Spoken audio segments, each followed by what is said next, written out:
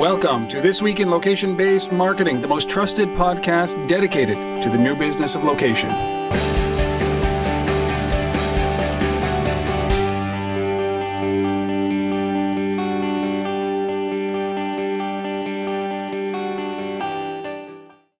It is time for This Week in Location-Based Marketing. Today is January 3rd, 2014, and this is episode number 163. My name is Rob Woodbridge from Untether.tv. Happy New Year, everybody, and welcome back. We're glad to have you on for this ride, our next year in the books here. We're starting them anyways, and with me as always, Asif Khan from the Location-Based Marketing Association. Yes, Happy New Year to everyone out there. Looking forward to a crazy year in 2014 of location-based marketing and all that's related to it. So, should be fun. It is, and well, it will be. And so far, it already is, Asif. I know. We came up with our predictions show last week, and I hate to tell you that I'm already over. I haven't. It's 3 days into the month, and none of my predictions have happened yet. I'm so disappointed. Well, the good thing is, Rob, you got like another 360, some odd days to go. So, yeah.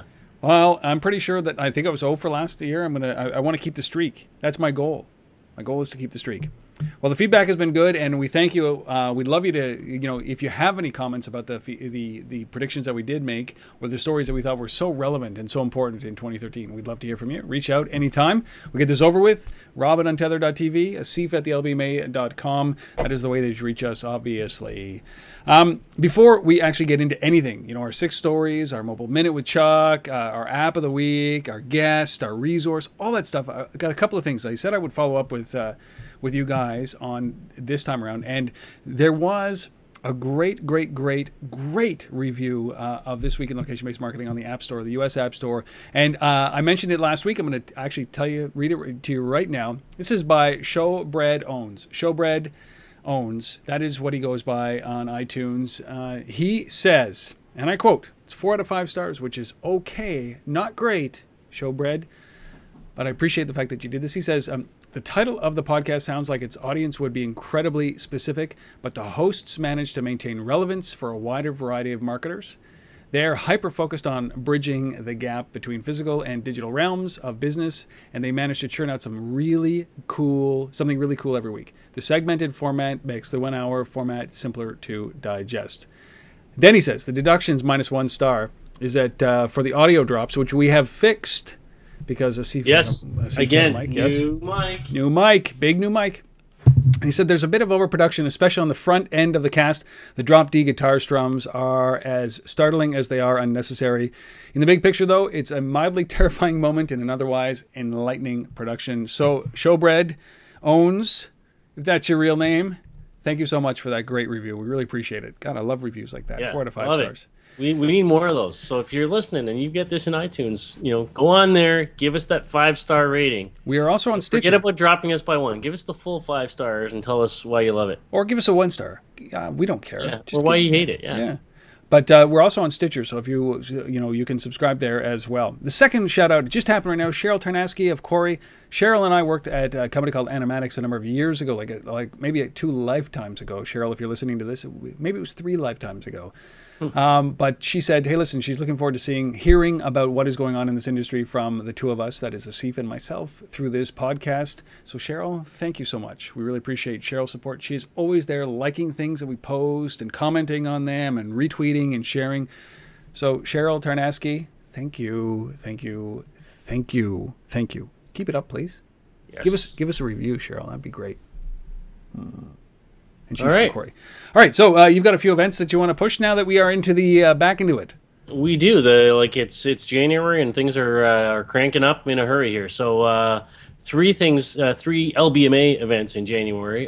First in Amsterdam. So there's a meetup of these are all local chapter events, by the way. So Amsterdam, January the 13th. So that's like 2 Mondays from now.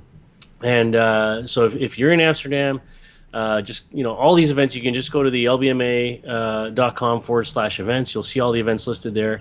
So that's just like a social gathering, actually, a New Year's kind of social gathering of all the folks in Amsterdam connected to the LBMA. That's on the 13th. But On you the know, Steve, 15th can I just interrupt? Yeah. It? You know, some Americans now don't even have to go to Amsterdam to get their pot legally anymore. Mm-hmm. Right? They're opening like pot stores. I thought we were a progressive nation. We should talk about that soon on the show, Rob. I'm sure there's some kind of technology, location, mobile angle to that. Well, there might be, but you know what they're finding is that they get sticker shock when, hey, look, your pot is taxed now, and it's like more expensive than street pot. Huh. Anyways, so you don't have to go to Amsterdam to get your pot. You should go there to go and go to the event. But, you know, like this show that we're going to be having today is, you know, we're going to be talking about a lot of alcohol. Liquor infused. Way to get your high. But anyways. All right, your second event. Anyhow. Sorry so for that. 13th in Amsterdam. On the 15th in New York, the New York chapter is hosting something called a Location Innovators Retail Roundtable. We've got a bunch of great speakers. It's sponsored by RevTrax and the Associated Press. In fact, it's at the Associated Press's head office in New York. So it should be a fun venue as well to check out. Excited about that one. So that's on the 15th in the evening.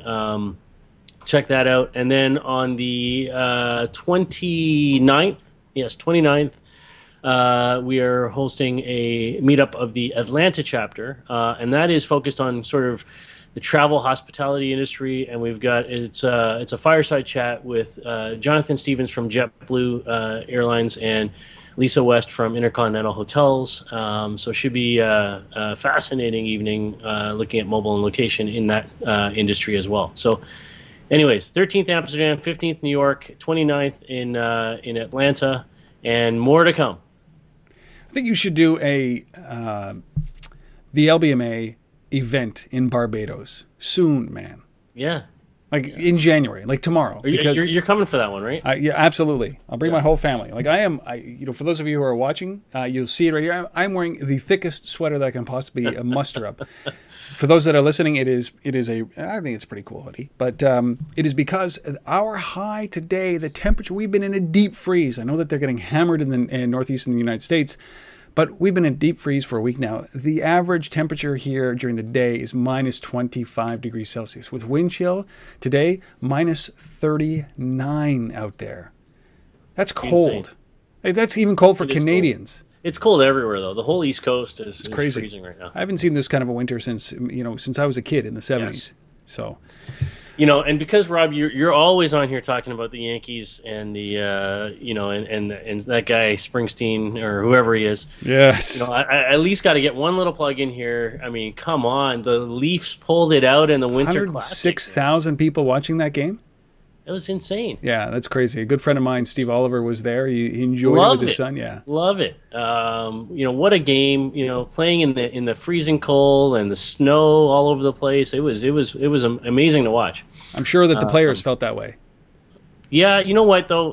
When is that ever going to happen again? I mean, I think if you're a player, you just do it because it's such a unique experience. It is. And I think it was 2 or 3 years ago. That was when Sidney Crosby got his second concussion that knocked him out for almost a year. So, I mean, you've got to be very careful with those games, but boy, did it ever look fun. It was like they were out there with the shovels, man, shoveling off the ice. It was awesome. Yeah. It was awesome. Anyhow. So they won. All right. We got a big jam-packed show today. We do. Why don't we start with Chuck Martin and the Mobile Minute, as we always do on these episodes. We do these every single day. I sit with Chuck, we record a bunch of them, and then I roll them out every single day on Untether.tv. You can subscribe, obviously, right there, or you can just go and watch them all. There are 213 or 14 that have been published already.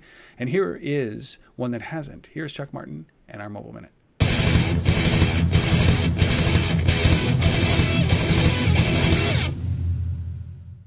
Welcome back to another Mobile Minute. Chuck, lucky you. You're heading to Vegas, going to CES. What do you expect to see? Yeah, me and 150,000 of my closest friends. It's actually you'll love this. It's now the International CES show. It's no longer CES. No, it's no longer the Consumer Electronics Show. It's now International CES. Like IBM doesn't stand for anything anymore. Now CES doesn't stand for anything. So I'm going to the CES show. But a lot of mobile innovation. That's what I'm going to be looking for in terms of mobile commerce. And you have companies like Euclid, which we've talked about here, where they've got 20 million shopping sessions they track with sensors in many hundreds of stores around North America. Well, this kind of stuff, this kind of tracking that's what I'm looking for and there's going to be actually a scavenger hunt there using iBeacon, Apple's iBeacon. So I'll be participating in that as well. And the idea is driving someone to a location. What is going to be the future of that? There are going to be all kinds of mobile payments there. The Loop people are going to be there, Loop Pay, people we've talked about here. So I'll be meeting with the founders of that, I expect. A lot of innovative agencies, Sapient Nitro is going to be there, and they're always leading edge in terms of mobile and what's going on. Nuance, that does the Siri voice and Dragon Technology, they're going to be there, so I'll be seeing with them, and I want to see what they're up to in terms of commerce. So there's a lot happening, and this kicks off tomorrow, Tuesday, and it's going to be a very, very big event. So we'll be talking about this in days to come with you. What do you think, though? Are we talking? Are they more grounded this year? The companies that you think you're going to see there are in the near future, not so far in the distant. Well, there are a couple different kinds of companies. The Samsungs of the world are all there, and they've got some really substantial technology now because of their global platform. But there are also going to be many, many startups, and I'm looking at sort of the innovation in the startups to see what they have coming. And I look at these really as not necessarily the product, but as the indicators and the trends of where the mobile commerce marketplace is going. So I'm looking for kind of indicators of movement and direction as opposed to specific products. Chuck Martin, ladies and gentlemen, we do those every single day, as I said. If you don't know about Chuck, he's written 2 books on mobile, and he also does a daily article at MediaPost. He runs the e-commerce and the m-commerce columns on MediaPost.com. And I love the fact that he does that with me, and I love the knowledge that I gain from him, and you should as well. He's a very smart guy. Anyway, Chuck Martin. All right, on with the app of the week. So I got a little story behind this about the app of the week. If you'll do this. This is how it all came about, all right? I actually took my car into the shop last week, and I got stuck there for 7.5 hours. It was a terrible, terrible, terrible experience. The customer service is the last thing that they think about. So I pushed out a Twitter post that said, basically, I'm stuck at this my dealer's place of business, and they don't understand that when they talk about customer service, it's not just about servicing the car, it's about servicing me as well. And they kept me there all day. And then when my car was finally ready, they just put it off and it was finally ready. They parked it in a snowbank on some ice, and I got stuck. So I literally lost my mind. I went down, I screamed at the service manager, and he didn't even know what to do. He just stood there. He's like silent. And I walked out, and then the guys, there was 5 mechanics that were helping me push the car out, and they were pushing and pushing and pushing, and they were screaming, they were cursing, like, who's the idiot that parked it here? Who's the idiot that has this car? Whose car is this? What an idiot. I just put my hand up, and I said, I'm the idiot. This is my car, and you're the one who parked it here, so just shut up. And they pushed me out, and then I went back down to the customer service manager, and I said, listen, is this the kind of shop that you run? This is Bank Street Mazda, if you're interested. And they said, like, you got to think about customer service. And if this is how you run, I don't want any part of your business. So I tweeted something out like that. Mark Kasdorf over at Intrepid.io, they made a Timber app, which he's been on here. He's been on Tether.tv, sent me a note, said, hey, listen, okay, Rob, check out Openbay. So I jumped on and I downloaded Openbay, and it's only available in the States. But this is a great application. If you are like me, frustrated with your mechanic, frustrated with everything, and want a different change, and actually want maybe even to find a mechanic that specializes in the exact problem that you're having with your car, this is it. So it's quite literally, you say, listen, my car is this model, this year, I'm looking for tires, I need to replace my brakes, I need something other than these idiots who are working on my car right now. And it goes through a process, and then it submits it, and it gives you a list of people that are around you that actually that do this for you, that can actually service you. And I freaking love this. It's available at openbay.com. It's obviously a mobile application as well. But Mark sent this to me. I thought, oh, why am I not in America? I don't think about that very often, but this is something that I would love to do. So openbay.com. Cool little app. Simple. And there's so many, I mean, there's so many stories and so many industries like that, right? Where, they just don't know what to do, right? I mean, there's no process that's in place for handling, these issues. The guy just, as you said, he just stands there and listens and takes it in, and then, he's on to the next one, right? Like, let's just ring up the next guy. It's crazy. So, and I was just, as you were talking there, I was looking at a Twitter stream here, and somebody I know just posted that a guy wrote an open letter to American Airlines, complaining that he thought that he was sitting beside a baby hippopotamus the entire flight, and was complaining about What? this. Oh my God. Yeah. So I mean, like, how do you deal with that, right? You just that's terrible. Well, first of all, that guy's a terrible human being for saying that. But second of all, like, yeah, there's got to be some. Wow, a baby hippopotamus. Yeah. Well, I probably called this service manager a baby hippopotamus. He doesn't listen to this, I'm pretty sure of it. I don't even know the guy's name, but he just stood there and took it. And the thing that really got me is that, you talk about services, that they charged me for labor. And I thought, like, the part was like $80, labor was $400. I'm like, no. Wow. No. And then how do I charge you back my 8 hours that I've been sitting here? Anyways, it was a brutal experience. But that's why Mark sent this to me. So openbay.com, they reached out to me. I've been negligent in reaching back out to them. So if you're listening to this, I will get in touch with you, because I'd love to have you on tether.tv to have this conversation a little bit deeper. So openbay.com, our app of the week. Now we get into the 6 stories. 47 minutes into the episode, we're going to start our 6 stories. All right, we'll go quick. Yes. The first story, we it's not about pot, as Rob was alluding to in Amsterdam, but it is about alcohol, and specifically vodka. And as much as Rob wants to be an American so he can have Openbay, I'm happy to be a Canadian because we have things like this coming out of this great country. Yes. So this is some group of researchers at York University have come up with a way to use vodka to transmit. Just stop there. Just use vodka. They've come up with a way to use power vodka. Text messages basically in the air, by emitting, chemical emissions, basically, right? Moisture effectively is what we're talking about here. And vodka specifically is what they're using to generate this. And so they've sent the world first vodka-powered text message that said, "Oh, Canada," on the other end. And there's a little video that we'll show around this, but it's really interesting. So, and what they're going after here is, right at the moment, this isn't being viewed as a marketing thing. They see this as a way to transmit messages in areas where radio signals don't work very effectively. So, in sewer systems, for example, where we can send something out from one end of a sewer system and have the mist, the vodka mist, if you will, permeate throughout the sewer system and get that message out to people on other ends of it. So really interesting way to transmit messages, and obviously very efficient in certain scenarios. I don't know how people come up with this stuff. Obviously, I mean, these guys are scientists. I know exactly how they do it.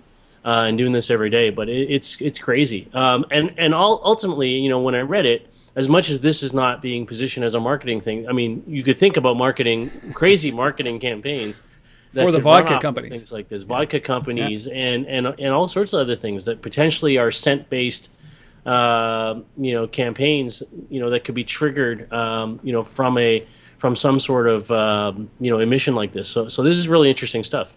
Yeah, I beg to differ that this isn't the very first, a vodka-infused text message that has been sent. I'm pretty sure that I've sent a few vodka-inspired text messages, things that you might regret in the morning. Certainly, I don't think that it's that much of a big deal. And this is what's so big deal is that this is done with less than $100 worth of equipment, and off-the-shelf equipment. And I saw this great comment that somebody posted that said this is basically alcohol smoke signals, right? This is exactly what it is. And the way that they described it, it could be just a great little radar. But this is pretty neat for vodka, for the use of vodka. But you'd have to use the cheap stuff, I would say, right? Like you wouldn't use the good stuff for this. Yeah, you don't want to be using the crazy expensive stuff. But anyhow, kids, don't use the expensive stuff. Innovation nonetheless. So, but it led you to find this other story that you've been holding back for a little while around beer. Yes. So this is an older story, actually cider, Strongbow cider. This is over in the UK now, and so they created this thing called the StartCap campaign, and so basically in the bottle caps of the cider bottles they embedded RFID chips, and basically when you open up one of these bottles, the RFID chip triggers some sort of experience to happen, and so one of the examples, and there's a video that goes with this one as well. one of the examples is that you open up the bottle and it triggers the jukebox in the bar to start playing a certain piece of music, or it might enable a Foursquare check-in automatically to happen, or something along those lines. So it's interesting. I mean, it's gimmicky, but it's very much about creating an experience at a specific location, and tying it back to the physical product, which I like. We can take that technology and put it in the product and sort of create that brand affiliation between the experience that's happening and the brand that you're drinking. It makes a lot of sense to me. Well, this plays very well into the future of retail, and this is an older story, but if you think about what we've always talked about, is that it is now about experience. So experience in the store, so experience in the bar. And if you were watching that video as it was playing, while Steve was talking, you would see that the surprise and delight that it's creating as a result of that. When you pop open a beer, you don't know what's going to happen. It's the anticipation of what's going to happen. So a record might play, and a cannon blast might go off, or something might shoot through the stars. Whatever it is that every time somebody opens a bottle, it creates a level of anticipation, and it adds to that experience, which will draw people in. And that's a perfect example of what you have to do now if you're in the retail space, restaurant space, bar space. It's so competitive. I like this. I mean, from last year's show, I mean, Rob and I are older guys now. You saw our kids last week. Yeah. So we just didn't get enough alcohol over New Year's. So this is how we bring it to you, is in this form of storytelling, conversation. Yeah. we talk about story. We talk about alcohol. That's right. We just don't do it. Yeah. Well, if you're interested in taking a look at that, it's an older story. Go to start-cap.com, start-cap.com, and of course we'll link up to the Vodka-powered text message story on the show notes. So if you head over to untether.tv and look up This Week in Location-Based Marketing, this is episode number 163. You will find the show notes with all the links that are required. And while you're there, you might as well sign up for the mailing list and sign up and get these podcasts through an RSS feed. You might as well. And then when you do that, you might as well just rate them. You might as well. Boy, you're already there. You've gone that effort, right? You've typed it all in. You might as well just do it. So our third story pisses me off. Okay? Yeah, I'm not happy about it either. So no, this is so a little bit of background here is that Australia's largest record labels have launched legal action against restaurants and cafes that have failed to pay licensing fees for background music. Background music, folks. The stuff that you hear in the restaurants, the stuff everywhere in the elevators, but these are smaller cafes. So the Phonographic Performance Company of Australia, it actually represents about 750 recording companies, has also clamped down on fitness centers, shops, nightclubs, and that are just ignoring the copyright laws. Now, listen, I'm mixed to this. Is that I think that there are laws for a reason, and copyright laws protect the owners of the content. What we have right here is Creative Commons. You can do with it what you want with this podcast, as long as you don't draw mustaches on a Steve and I. But you can do what you want within perimeters, within specific parameters.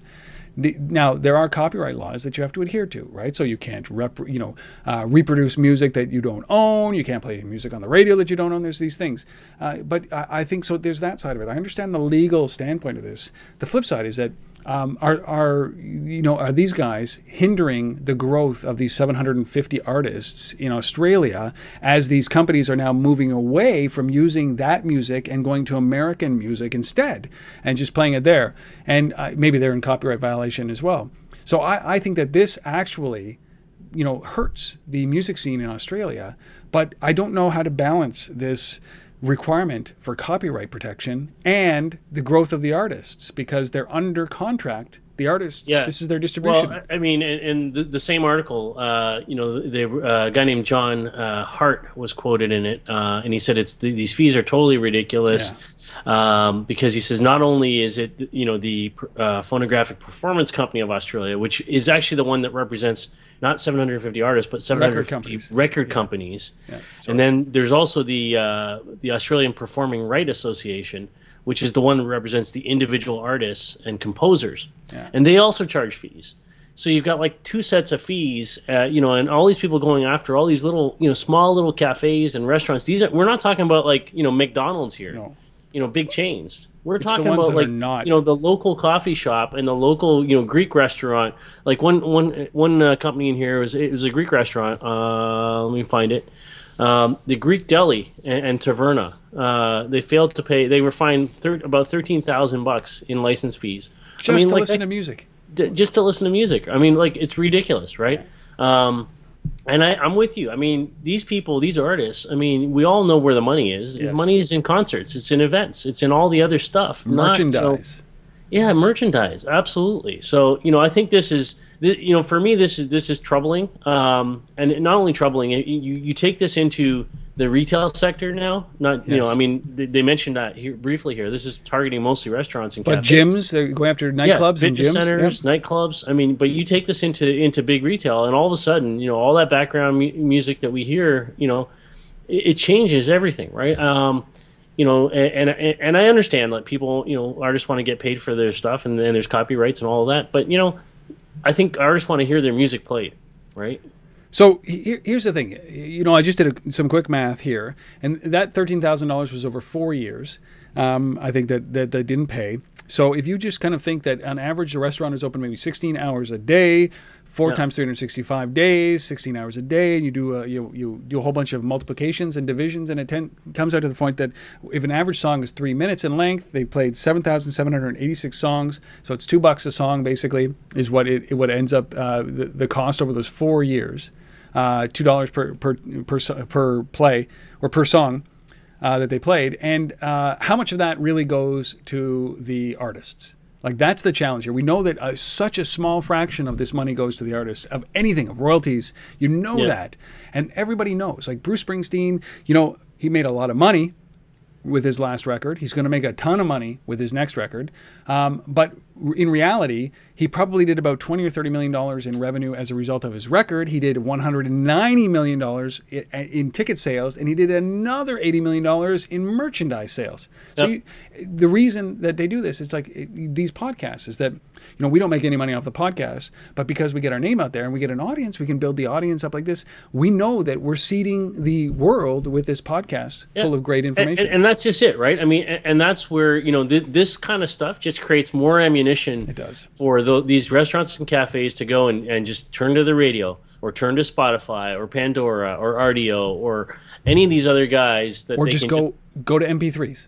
Yeah, or just go to exactly, right? So, I think this just hinders the industry, and it's just grasping at revenue that the artist isn't really getting in anyways. So it's tough though. It's tough because I hate stories like this, but you understand that these laws are in there to protect the artists. But right now, like, they said, listen, the fine was what $14,000 or $13,000, but they were asking for $60,000 in restitution. Like, this is ridiculous. It's crazy. So, shame on you for doing that, and let the artists speak. And I'm pretty sure that if you could work on them and getting bigger distribution, and then work on concerts and merchandise instead of penalizing the small shops that are playing a song in the background while you're sipping on a latte, it just doesn't make any sense. And if anything, you look at what Starbucks has done with the music industry, and you see what they have managed to be able to do. That is what you should be emulating if you're in this business. Is that leverage these small restaurants and chains and cafes to sell the music inside. Don't punish them. All right, I need to take a break. So let's get into our guest. Those are the first 3 stories. We're going to hit the last 3 stories right after we talk to David Rush, who is the founder of a company called Earshot. Now, David is also the founder of a company called Evzdrop, and we've featured Evzdrop a couple of times on the show. I've interviewed him on Tether.tv before, and here he is explaining what this change from Evzdrop to Earshot is.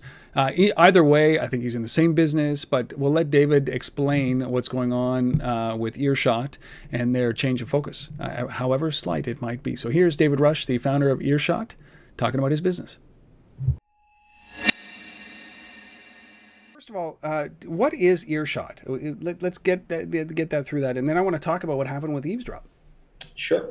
So Earshot is an evolution of Evzdrop, and we can chat about how that evolution came to be. But we are a proximity-based engagement platform. Essentially, we are looking to intelligently filter and present engagement opportunities to brands that are interested in connecting with people based on where they're standing at any given time, and obviously where they're authoring social media posts. Idea being that those people within earshot of designated locations have a higher propensity to convert, transact, and oftentimes those locations have contextual relevance. So an REI or a North Face is interested in people that are at Yosemite or in Vail or hiking.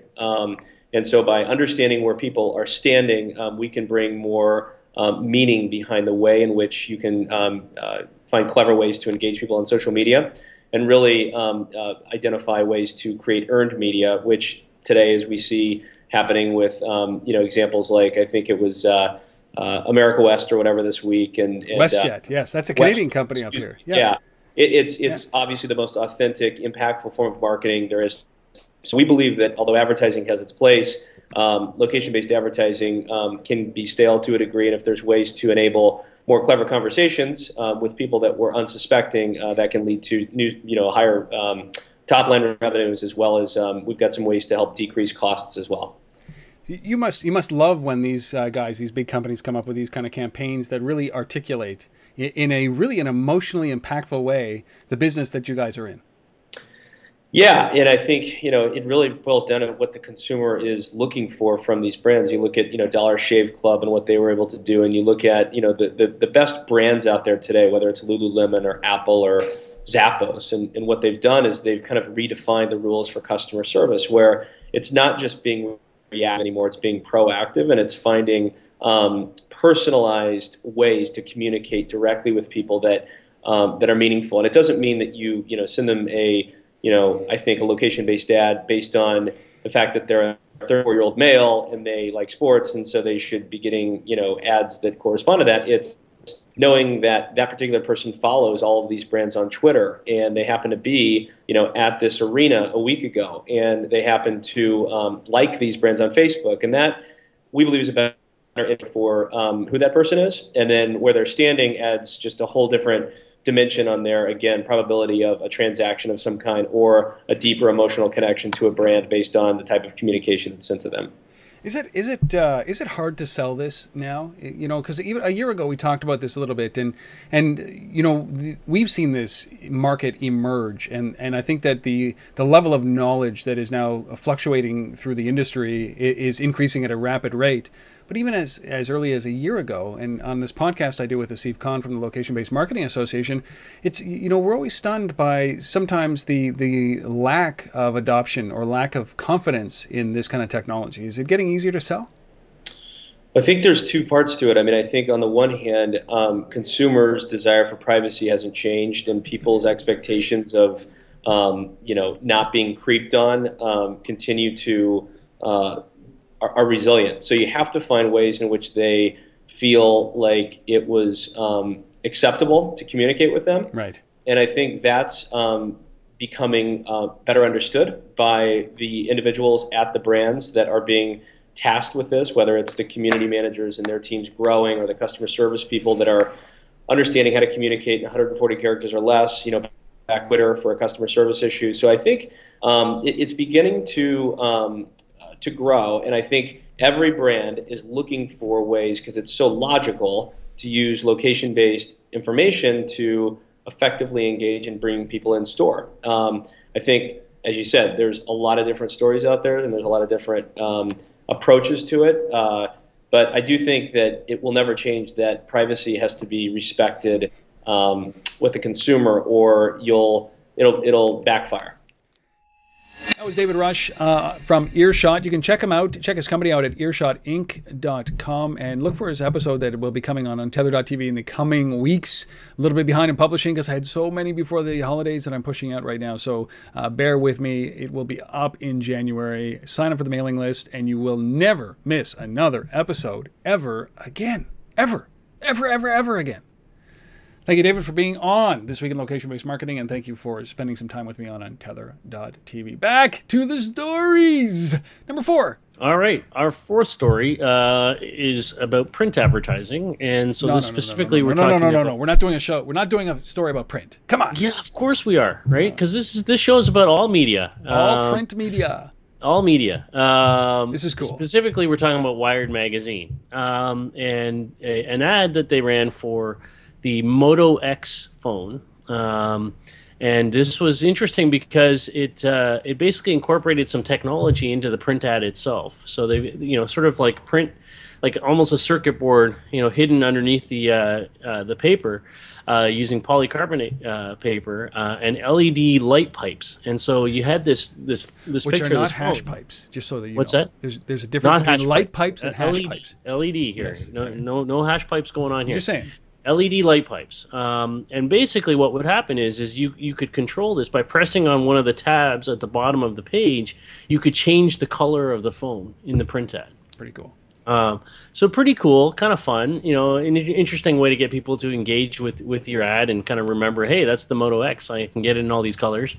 So that was kind of interesting. But what really, kind of got me hooked on this thing, from a marketing campaign perspective is not only did they sort of do this as a print piece, it was highly localized, only Chicago and New York, so 153,000 subscription and newsstand readers had access to this. And they tied this in with bus shelter advertising and storefront advertising, outdoor advertising, basically, that also changed the color of the ad to match the people that were standing in front of those digital screens. Wicked. So that was kind of neat too. So this was all about promoting the fact that here's a phone, here's a device, you can get it in all these colors. We can show that to you in print advertising. We can re-emphasize that in the digital out-of-home advertising as well, and all localized to Chicago and New York. Big markets. Where big populations that would be interested in this device. So I love this stuff. What's this got to do with alcohol? Nothing, but What? hopefully, maybe if you drink enough, you change color a little bit, and the ad changes. I don't know. You might be in a mood for a different phone color. Who knows? That's right. You wake up and you're like, I ordered the red one. Oh no, I ordered the pink one. I must have been drinking. Yeah, I must have been doing some kind of texting You're experiment. in the middle of throwing up or something, and you got to have the green one. I don't know. I really like this, the interactive piece of this. We covered a year ago probably the Lexus ad. I think it was in Wired, or it might have been in Esquire, that actually did almost the same thing. It looked like the lights were coming on and off if you put your iPad behind the page, right? So it's that kind of interactive. I'm surprised that this doesn't happen more often, but it's got to be pretty expensive. And these limited rollouts, 153,000 people in New York and Chicago, that is cool because it's targeting their market who they think that will be interested in this, and it's a good test to see if this will actually, this cross-media, cross-platform advertisement will actually work. It's pretty. I like this. I do like this. Print, innovation in print with Moto X. Yes, go Motorola. And and Wired. I still read Wired. I don't know why, but I still do read Wired. I think it's one of the best technology editorial magazines. Good long-form content. So from pretty cool to a head scratcher in our fifth story, this is called the Merit Shop. And let me read to you what it is that you do here. So you sing a song, tell a joke, do whatever. You use creativity instead of money. So they call it a little corner shop of anarchy, and the value is all you. So let me get this straight. So, I can, first of all, I don't know where they get the product from. But on the site right now, if you go to themeritshop.org, and again, if you're looking for these links, you can come to the show notes on untether.tv. Just look for episode number 163. But themeritshop.org, and some of these, they put a bunch of products up, and one of them is like an iPod Shuffle. And you basically can do something creative and instead of cash, to buy that iPod. And the winner is this guy who did a Connect version of remote controlling a flying helicopter, little helicopter model, and so they have that video and it's on YouTube. I don't get it. Like I don't. Yeah, I mean, and they were asked specifically about the business model around this thing, and they said, well, it's not about that. It's not about money. Clearly. Specifically, they said it's not about money. For us, this is a project to see what happens, to make some good in this world. And they plan to film in other cities and see how others react, hoping that brands will donate more products. So they're getting the products from corporate brands that are putting this up. They're hoping somebody's going to do something. Cornflakes. One of the products was cornflakes. Creative, and then the brand can use that video, I guess, as a promo piece. But it's not doing anything. So it's not. I mean, and in one respect, when I first read this story, when it first came across it, I was like, is this like a non-monetary version of a Zarly or a TaskRabbit or something like that? Highly localized to San Francisco in this particular case. And I could sort of see, okay, yes, I might be willing to swap my time, to do something in exchange for something. But there's got to be products on here that people want, right? Rice Krispies. What do you mean? They're cornflakes. Cornflakes, man. There's cornflakes and an iPod Shuffle. Yeah. I think that so I struggle with this. It's got to be more interesting than this. Is that it's not just about doing something creative, and it's got to be something creative. If any brand is going to attach themselves to this, it has to be creative around the product that they're selling or that they're offering or the brand itself. Not just a remote controlled flying helicopter dude. It's cool, but that has nothing to do with an iPod Shuffle, right, or a Nano, or whatever it was that they sold. So if a brand, or it's not even Apple, it's the brand that donated that device, because it's not Apple that donated that device. So if this is going to work, it would have to be around brand play. So if you want cornflakes for some reason, you can't afford the $2 for cornflakes, and you want to do something creative around it, is that then do something around the Kellogg's brand to do something creative around that, so that the brand can actually attach themselves to it, and then they can use the video. Because the video that they have up there, they can't. It's associated to the product, right? It's terrible. Like, it can't be completely random. And that's what it is. It's like a talent show, right? Yeah. So, anyway.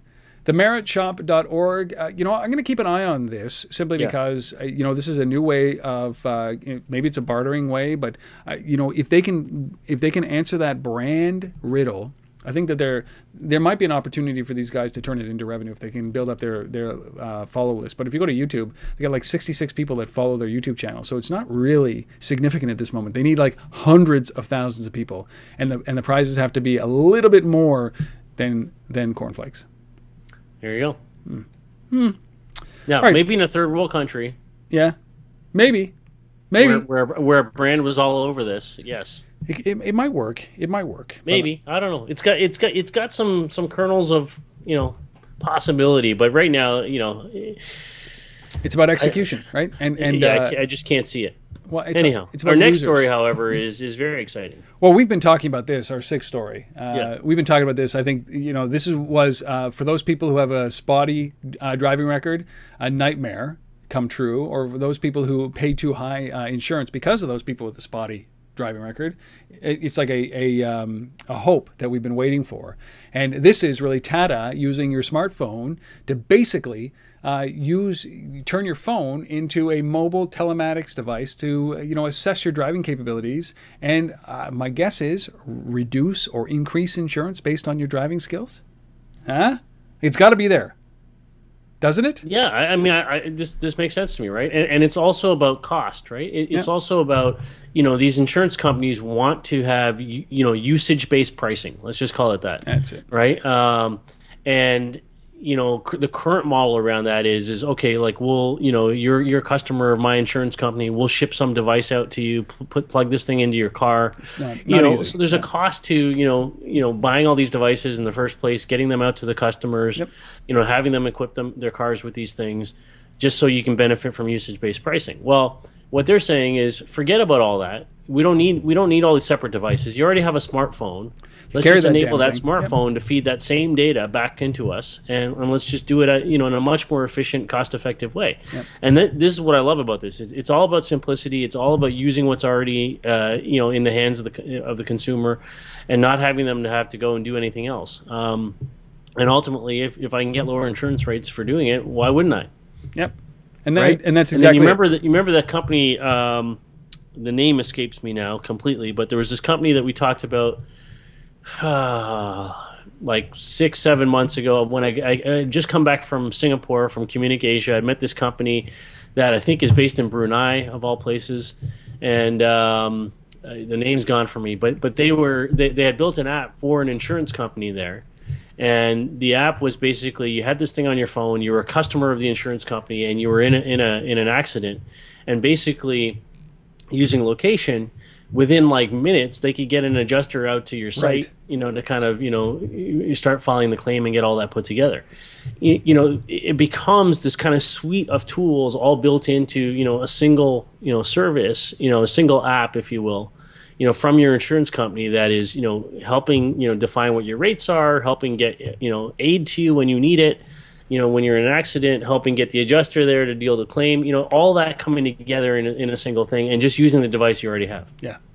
Well, the time is coming for all of this, and single or tiered pricing isn't good enough. It's customized pricing for insurance, and Tata, we're going to start to see a lot of this, and it's going to be very controversial. Hugely controversial, because you think about what this means is that it is basically you're allowing it to find out where you drive, how often you drive, how fast you drive, how quickly you brake, how many passengers you take in your car. Like all of those things that are around the driving experience are now no longer private. And there's opportunity to be able to penalize for the smallest of things. Like what happens if you drive after 10 o'clock p.m. all the time? 4 nights a week. Does that have an impact on your insurance? Now the insurance companies can look at this and think, well, you know what? That's a high risk. That is a high risk for people. We didn't know that about him before. So while his record is spotless, now he drives 5 nights out of the 7 per week after 10 p.m. And that's high risk. And you know what? He wears glasses. So we know that he wears glasses and he drives after 10 p.m. at night, and he lives in Canada where it's always snowy and icy. Risk. And then all of a sudden your premiums go up even though you haven't had an accident, because it's like precog for insurance. So we're going to start to see these conversations start to emerge, and it's going to be fascinating to watch, because I think that the guys like me who have a good, it's me knocking on wood, a good driving record think, look, I do not want to be penalized, but there might be, my rates might go up as a result of the fact of based on my driving. So, absolutely. So who knows? This is going to be fascinating to see. I might be complaining about this in a year. Right? I might be bitching about it like all the other bad drivers. Yeah, but Tata just keeps rolling these things out. I like it. Well, those are the 6 stories. We covered quite a bit during this episode. We had, obviously, Chuck Martin opened it up with our Mobile Minute. Openbay is the app of the week. We had David Rush as our guest from Earshot, earshotinc.com. And now it is time for our resource of the week, the customer experience. We talked a little bit about this around the... what was that story? The Strongbow story. This is something that is absolutely necessary in order to be able to get customers in the door, keep them in the door, keep them satisfied. This is a great infographic, Asif. Yeah, I mean, I love this infographic. I think it's it speaks to the importance, and we talk about this every single week, right? That the importance of not just can I get traffic? Can I send a deal to a mobile device to get traffic to a store? Do I got the right mobile payment system in place? Who cares about all that, right? Yeah. What it really is about is, is Rob having a good experience at his car dealership, right? No. Or what have you? What are you doing in your store that is unique that can only happen in that particular location that Amazon can't copy, right? Because they're not there. They don't have the physical footprint to do that. So there's some great stats in here on the value of customer experience. Good experience grabs customers. 40% of people begin purchasing from a competitive brand because of its reputation for great customer service, right? Rob might switch from Mazda, right? If he can't, get the service that he wants over there. Some great data in here. There's a stat here. Businesses are expected to spend $214.3 billion in advertising, but only 4% of Americans trust advertising as the most of a source for product of service information. Like, that's insane. The disparity between those numbers in terms of what we're spending on advertising as marketers, and what 4% of Americans trust that advertising, right? That's insane, right? And it's a losing game. What it's saying is it's not about the advertising, right? No. It's the advertising is great in getting people connected to the brand, but it's how they experience that brand when they're physically engaged at your store, at your restaurant, at your dealership, at your whatever, where they can buy your product. That is ultimately the trigger of whether that that affinity to your brand is going to be continuous and last and so on, right? So so some great numbers in here. Love it. Also great brands. They highlight the brands where customers have the most, satisfaction in each industry. Like the ones that you hear about all the time: JetBlue, Apple, Trader Joe's, Costco, State Farm, American Express, right? Like these are all, and online shopping, it's covered right now, but yes, of course, it's Amazon. Online search and information, you know who that is? It's Google. These are the brands that consumers trust because of the experience that they have with those brands. And they're all top brands. So it's imperative that experience that you have is so good every single time. It's why they say, I get those questionnaires. You hear this when you go to a service bay, like your car service bay, and they say, hey, listen, if you get a questionnaire in the mail or an email for it, remember, 5 stars. If you're not going to give us 5 stars, call me and we'll work something out, right? It's because it's so important for their ratings. They understand this. And you can be sure that Mazda dealership on Bank Street in Ottawa, Ontario, Canada, will not get 5-star ratings from me for their experience. And they know that that's so detrimental because it's what they're graded against. And these companies understand that. And that's this is a great infographic. So you can check it out at thelbma.com/research, right? Yep. Yeah, please go and check it out and just start giving a shit about your customers. Oh my God, it's terrible. Customer service, folks. Basics 101. Customer service. Satisfy a customer and they will come back. Don't satisfy a customer, and it's not just that they won't come back. They will tell everybody not to go back there. Bank Street Mazda? Bank Street Mazda? Bank Street Mazda. Well, the problem is that they broke a sensor. Right, so my ABM sensor for my car, they broke it when they were fixing my car, so I have to go back to get that. So it's just terrible. It's terrible. Anyway, that is our resource of the week. That is the show. 6 stories, our app of the week, a mobile minute, a guest, resource done, nailed. Episode number 163 done. Asif, what else have we got to say? That's it. All right, come see us at one of those LBMA events coming up. We'd love to connect with you in January. If you're in the travel industry and you want to get Rob and I to come and do something in Barbados, we're open to that. Oh man, anytime. Let us know. Yes. But other than that, it's been a pleasure, Rob. Looking forward to a whole another year. Yes. Of This Week in Location-Based Marketing. We will be back for episode number 164 next week. Until then, folks, have a good one.